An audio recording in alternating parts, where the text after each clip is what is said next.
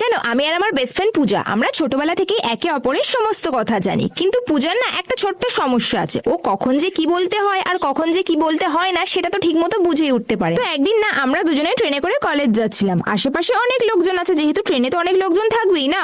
তো পূজা আমাকে হঠাৎ করে বলছে, আরে তোর সেই ক্রাশের কথা মনে আছে যে সেদিন তোকে হঠাৎ করে বলছিল তুমি কি আমাকে পছন্দ করো, আর তুই তো পুরো একদম লজ্জাতে পুরো লাল হয়ে গেছিলিস। তখন আমি বললাম, ভাই এখন এইসব কথা বলার কি দরকার ছিল, দেখ আমরা কোথায় আছি, আমরা ট্রেনে আছি আর এখানে অনেক লোকজন আছে। কিন্তু ও তো কিছুতে থামেই না।